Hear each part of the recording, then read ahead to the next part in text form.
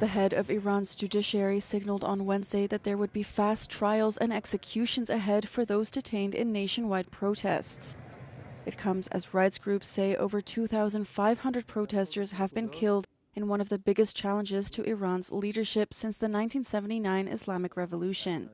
یک این افرادی که واقعا آدم سر بریدن، آدم سوزوندن، به آتش کشیدن.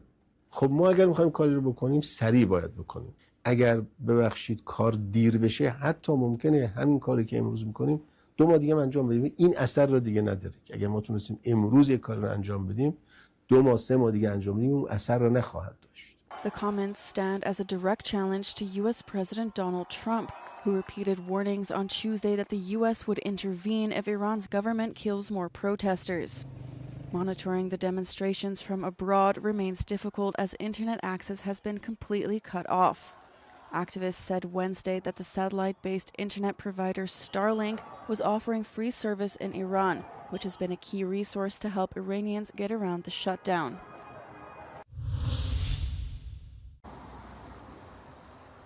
European Commission President Ursula von der Leyen expressed support for Greenland on Wednesday, saying the Arctic island belongs to its people. Her comments come as U.S. Vice President J.D. Vance and Secretary of State Marco Rubio host the Danish and Greenlandic foreign ministers at the White House. For me, it's important that the Greenlanders know, and they know this by the deeds, not only by the words, that we respect the wishes of the Greenlanders and their interests, and that they can count on us. Tensions have soared between the U.S., Denmark, and Greenland this month as U.S. President Donald Trump and his administration continue to push the issue, and Trump has repeatedly refused to rule out using military force to take the island. Trump posted on social media on Wednesday that NATO should help the U.S. acquire Greenland, and anything less than American control is unacceptable. Meanwhile, Greenland's Prime Minister emphasized a day earlier that if faced with a choice, Greenland would choose Denmark over the U.S. Former European Commissioner for Trade Pascal Lamy has told Euronews flagship morning show Europe Today he was in favor of the EU-Mercosur trade deal. If I had on the table the deal of today, I would have signed this 25 years ago. The President of the European Commission, Ursula von der Leyen, will fly to Paraguay on Saturday to sign the trade agreement with major South American countries such as Brazil and Argentina. Despite the opposition of countries such as France and Poland, a majority of EU members voted in favor of the deal last Friday as a way to boost European exports in a time of global uncertainty.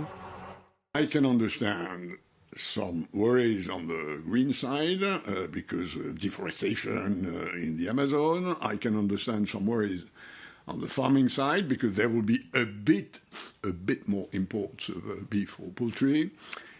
But I think so far, and notably in the French case, these worries have been totally overblown. Meanwhile, farmers' protests erupted again in France opposing the deal. In 2001, Palestinian filmmaker Kamal Al-Jafari traveled to Gaza looking for a former prisoner with whom he had lost contact over the years.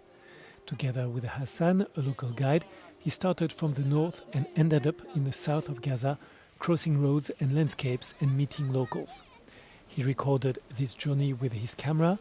All of this was included in 3 mini-DV tapes, which the filmmaker discovered by chance last year, as he had forgotten they existed. For me, the discovery of the tapes, these 3 tapes, was really almost like a sign of life, against erasure. And when I started watching, I was very touched by everything that I was seeing, because the material that was filmed back then in 2001 with the aim of finding a friend becomes today a film about finding all these people that appear on the footage, all these faces, and all the places that, in fact, no longer exist today.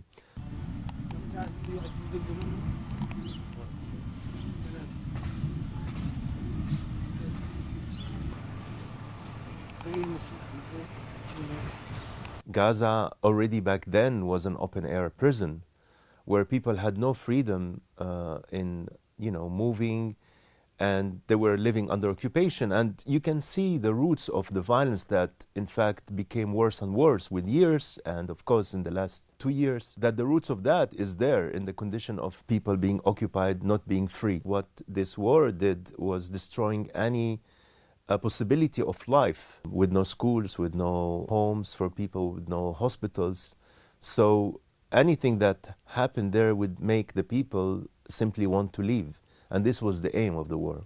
It's very difficult to speak of hope in the condition we have today, because there's no real international pressure on Israel to basically not only let the people of Gaza restore their life, which is really broken into pieces in every sense of the word, but also to have a perspective where the people of Palestine and the people of Gaza have a self-determination, that they have their own country, you know.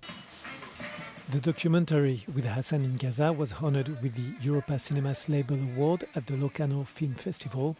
It has participated in over 70 film festivals. It is nominated in the categories of Best European Documentary and Best European Film of the Year at the European Film Awards.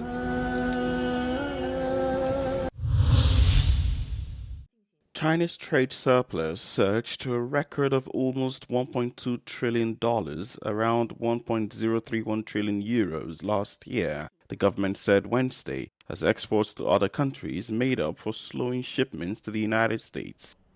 Beijing's exports rose 5.5% in 2025 to $3.77 trillion, around 3.6 trillion euros, but imports for the year were flat at $2.58 trillion. According to customs data, the surplus was boosted by trade gains in December, with exports climbing 6.6% from the year before, better than economics estimates. Since U.S. President Donald Trump took office and intensified his trade rift with the world's second-largest economy, China's exports to the U.S. have drastically decreased, but sales to other markets, including Europe, have more than made up for this reduction. On Monday, the European Union signaled a de-escalation in its EV trade dispute with China by issuing new guidelines allowing Chinese electric vehicle makers to offer minimum prices instead of facing steep anti-subsidy tariffs.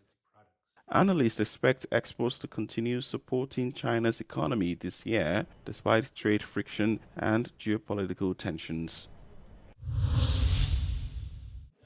Joining us on Euronews is the President of the European Parliament, Roberta Metsola. President, thank you very much for joining us. You've had some very severe condemnation to the Iranian regime and words of support for the people of Iran.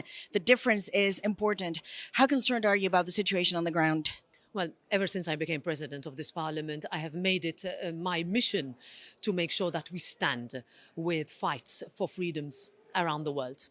And this is why we are appalled by what's happening in Iran, and we could not stand idly by when we see that a regime is using violence, it's using repression, it's using regression and abuse in order to clamp down on what we believe to be fundamental freedoms. In fact, these are universal freedoms, and that is why we took the step to ban Iranian diplomats and staff representing the regime from entering these premises.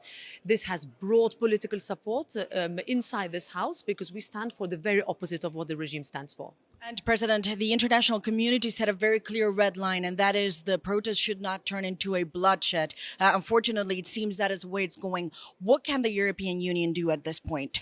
Well, we've stood with the protesters ever since we've started to see people gather around on the streets. We've also condemned the fact that communications have been blacked out. We've seen 4 whole days of blackouts. We're now starting to see a little bit more of messaging coming through. We welcome any attempt to help them technologically because we need to see what is happening. And as you said, these are not just protests that are being accepted and being respected. They are being clamped down upon. We've seen violence. We've seen assassinations. This is not something we will tolerate. And the Iranian community, the Iranian protesters, have asked us for solidarity, for help, for messages, but not only for us to go a step further, to increase sanctions, to put the IRGC on the list of terrorists. They should be considered now as a terrorist organization. In a position of the European Parliament for many years now, ever since we've seen those brave women on the streets of Iran calling out for their life and their liberty and their rights and their dignity. This is why we have said that this autocracy should no longer be in power. We are calling for the Iranians to be able to see how this regime could come to an end, and we fully support them in that. Would you like to see the capitals and the rest of European institutions moving as fast as you have done with the actions in the European Parliament, and with that kind of clear language saying, yes, more sanctions, and yes, this is a terror group? Because it seems from the outside, the world is waiting to figure out whether President Trump is going to intervene militarily or not. Should the European Union wait? I think the European Union has a golden moment in order for it to show its firmness, its strength, and also its clarity. We support freedom. This is a fundamental pillar of everything we've built our union on. So there's no need to wait for President Trump. The EU should go from now. Our appeal is to go now. We think that 2026 should be the year when dictatorships are over. And this is a golden moment for the European Union, for Europe, for member states, governments to say this regime, as the German Chancellor said, is on its last legs. We fully agree with it, and we should go further. And that is my final question. Do you believe now this is 2026, this is the ending of this regime? It comes to an end in 2026? If not now, when? The people of Iran are calling for this to happen.